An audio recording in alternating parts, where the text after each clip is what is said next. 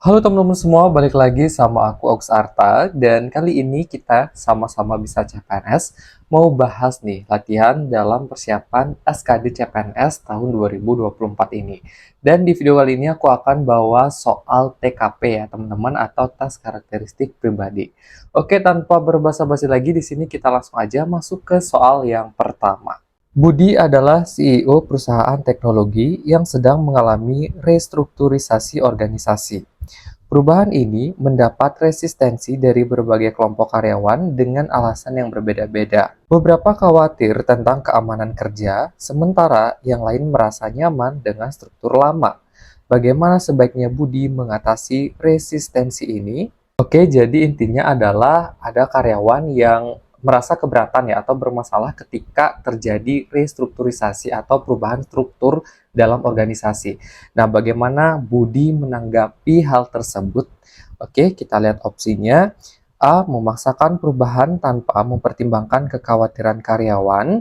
Nah, ini menurut aku udah bukan ya opsi dengan poin tertinggi karena kekhawatiran karyawan itu kita nggak boleh juga mengabaikannya ya karena itu penting juga ya untuk kemajuan perusahaan. B. Menunda restrukturisasi hingga semua karyawan setuju. C. Membentuk tim perubahan yang terdiri dari perwakilan berbagai kelompok karyawan. D. Menawarkan insentif finansial bagi karyawan yang mendukung perubahan. E. Mengadakan sesi informasi dan dialog terbuka tentang alasan dan dampak restrukturisasi.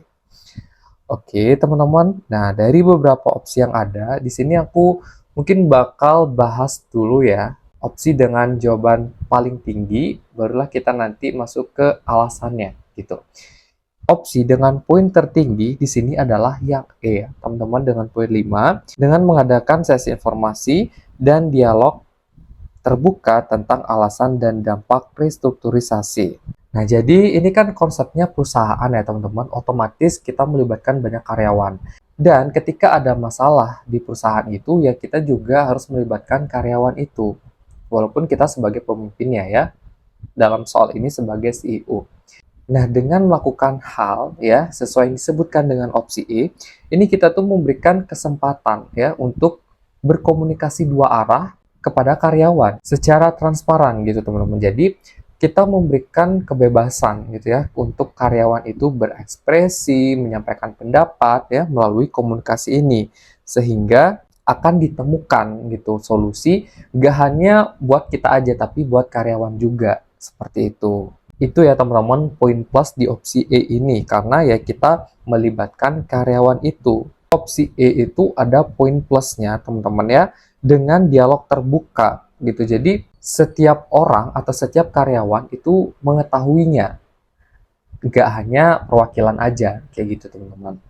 Oke, semoga di sini kalian paham. Kita next ke soal yang berikutnya. Lina adalah manajer di perusahaan multinasional yang beroperasi di berbagai negara dengan standar etika bisnis yang berbeda. Dalam sebuah proyek, terjadi perbedaan pendapat tentang praktik pemberian hadiah kepada klien, di mana hal ini dianggap normal di satu budaya, tetapi bisa dilihat sebagai suap di budaya lain. Bagaimana sebaiknya Lina mengelola perbedaan pendapat ini? Oke, berarti bagaimana cara mengatasi ya tentang sudut pandang yang berbeda gitu ya. Kalau di soal ini perbedaan budaya gitu, khususnya tentang pemberian hadiah. Nah, gimana cara Lina ya mengelola perbedaan itu? Oke, A. Mengadopsi standar etika yang paling ketat dari semua negara tempat perusahaan beroperasi. B. Membiarkan setiap tim negara mengikuti standar etika lokal mereka sendiri. C. Mengembangkan kode etik perusahaan yang mempertimbangkan perbedaan budaya namun tetap menjaga integritas. D. Menghentikan praktik pemberian hadiah sama sekali di seluruh operasi global perusahaan. E. Mengadakan pelatihan tentang etika bisnis lintas budaya dan dampaknya terhadap reputasi perusahaan. Nah, kalau kita lihat ya teman-teman dari opsi yang ada dengan poin tertinggi, di sini aku bakal bahas dulu baru kita masuk ke pembahasannya. Opsi dengan poin 5 adalah C ya teman-teman, dengan mengembangkan kode etik perusahaan yang mempertimbangkan perbedaan budaya namun tetap menjaga integritas. Nah, sebenarnya yang jadi poin plus di sini itu adalah menjaga integritas itu ya teman-teman. Karena kalau kita lihat ya, namanya perbedaan itu kita nggak bisa menyalahkan budaya satu maupun budaya yang lainnya ya, karena kita punya keyakinan lain-lain ya, kan seperti itu ya konsep dari perbedaan, yang dimana kita tuh harus menghormati adanya perbedaan dengan yaitu tadi ya, mempertimbangkan budaya yang satu dan juga budaya yang lain. Nah, sehingga opsi C ini memang unggul ya daripada opsi yang lain gitu teman-teman. Oke, semoga kalian paham. Di sini aku next ke soal yang berikutnya. Lina adalah manajer di perusahaan teknologi startup. Ia menyadari adanya kesalahpahaman yang sering terjadi antara karyawan senior yang lebih formal dan karyawan junior yang lebih santai dalam gaya komunikasi mereka. Hal ini kadang menyebabkan konflik dan miskomunikasi. Bagaimana sebaiknya Lina menyelesaikan kesalahpahaman ini?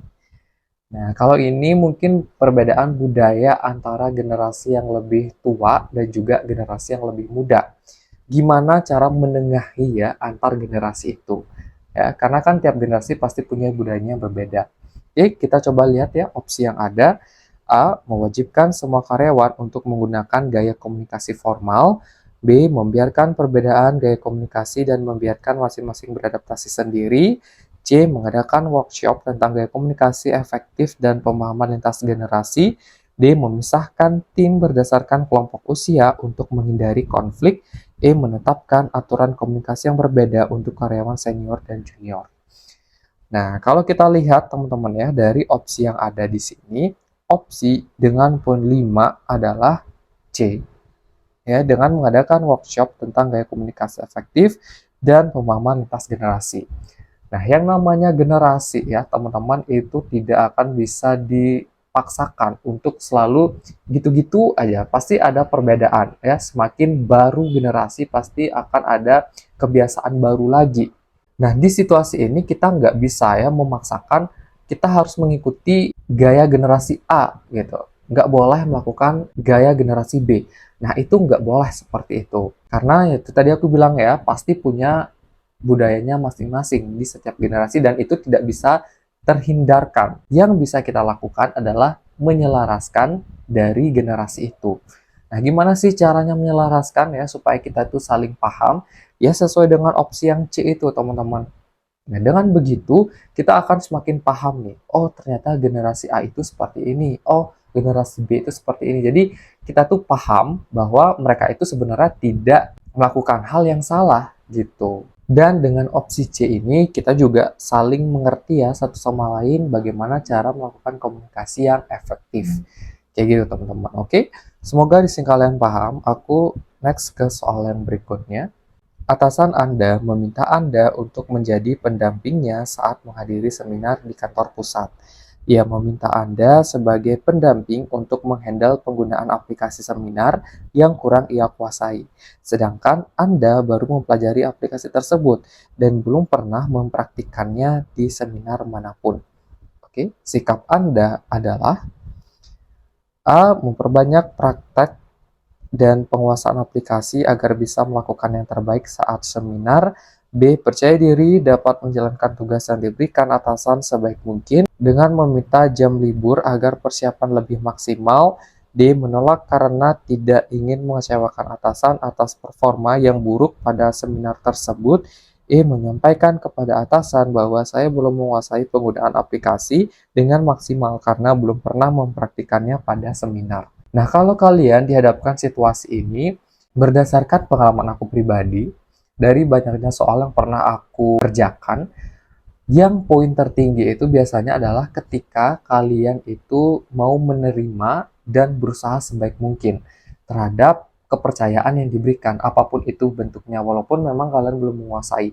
Tapi disitulah kalian itu harus melakukan persiapan dengan matang supaya bisa menguasai terhadap hal yang dipercayakan itu. Nah, kalau dalam konteks ini ya, ketika kalian dipercaya untuk menjadi pendamping dalam penggunaan aplikasi, yang dimana aplikasi itu juga baru kalian pelajari ya kalian itu harus belajar lebih lagi supaya bisa menguasai aplikasi itu. Sehingga opsi yang paling tepat di sini adalah opsi yang A, ya teman-teman, memperbanyak praktek dan penguasaan aplikasi agar bisa melakukan yang terbaik saat seminar. Nah, opsi A ini poinnya 5. Nah, kalau opsi yang C mungkin itu kan mirip ya, mempersiapkan diri juga. Tapi kelemahan di opsi C itu adalah meminta jam libur agar persiapan lebih maksimal. Nah, mungkin kalimat itu ya yang buat opsi C ini poinnya 4. Oke, semoga di sini kalian paham. Aku next ke soal yang berikutnya. Anda melihat salah seorang pengunjung memarahi customer service karena menganggap sistem aplikasi yang diterapkan pada proses pelayanan menyulitkannya yang berasal dari desa dan tidak begitu memahami teknologi. Sikap Anda sebagai pemimpin adalah A. Menerima komplain dan meminta maaf atas sistem aplikasi yang dianggap menyulitkan tersebut. B. Meminta penjelasan bagian mana dari aplikasi tersebut yang menyulitkan masyarakat desa. C. Mengeluarkan desa asal pengunjung tersebut dari target pengembangan aplikasi pelayanan instansi. D. Menerima komplain dan melakukan sosialisasi lanjutan terkait aplikasi di desa yang dimaksud. E. Meminta maaf karena tidak dapat melihat pendapat dari satu orang saja seperti yang terlihat dari penyampaian pengunjung tersebut. Oke, nah ini kan kasusnya itu ada masyarakat yang komplain ya tentang penggunaan sistem aplikasi, gitu ya, yang ngerasa disulitkan. Berarti yang jadi permasalahan di sini adalah masyarakat itu mungkin belum paham ya teman-teman terkait penggunaan aplikasinya. Nah, sehingga mereka itu merasa kesulitan. Nah, untuk mengatasi masalah itu ya, kalau kita lihat dari opsi yang ada di sini, yang paling tepat di situ adalah opsi D, teman-teman ya, dengan poin 5. Karena di situ terdapat kata yang memang merujuk kepada solusi dari permasalahan di soal, yaitu melakukan sosialisasi lanjutan terkait aplikasi di desa yang dimaksud. Gitu teman-teman ya. Dan kalau ada komplain, ya kita terima komplain yang disampaikan. Seperti itu. Nah, mungkin kalau opsi yang lain itu menurut aku agak kurang ya dalam memberikan solusi terhadap permasalahannya. Nah, kalau tipikal soal teknologi seperti ini, kalian itu harus menerimanya, teman-teman. Walaupun memang teknologi itu sulit atau rumit, nah biasanya opsi yang memang jawaban poin tertinggi itu adalah opsi yang memang mau menunjukkan kalian itu belajar terhadap hal baru yang belum kalian pahami, khususnya pada teknologi ini. Makanya opsi D ini adalah poinnya 5, teman-teman.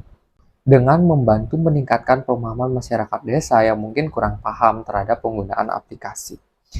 Oke, semoga kalian paham. Nah, sebelum aku lanjut ke soal berikutnya, di sini aku mau kasih tahu teman-teman nih, jangan lupa untuk daftar paket tryout akbar dari Bisa CPNS spesial 10-10 karena ini kuotanya terbatas ya teman-teman, dan ini tuh tryoutnya gratis ya, tidak dipungut biaya. Nah, selain itu juga di sini aku mau kasih tahu teman-teman untuk jangan lupa daftar paket bimbel dari Bisa CPNS spesial 10-10 juga karena di situ akan ada potongan harga. Dengan kode voucher flash sale 10, kalian juga akan dapatkan pembahasan soal tryout akbarnya, teman-teman. Promo ini berlaku dari tanggal 10 sampai 13 Oktober tahun 2024. Jadi, jangan lupa daftar ya. Oke, di sini aku mau kasih kalian satu soal tambahan. Coba kalian jawab kira-kira opsi mana dengan jawaban yang paling tepat. Eits, jangan lupa juga sertakan alasannya ya, supaya kita tuh tahu sudut pandang kalian kenapa milih opsi itu sebagai jawaban yang paling tepat. Jawaban kalian taruh aja di kolom komentar. Terima kasih dan sampai ketemu di video berikutnya.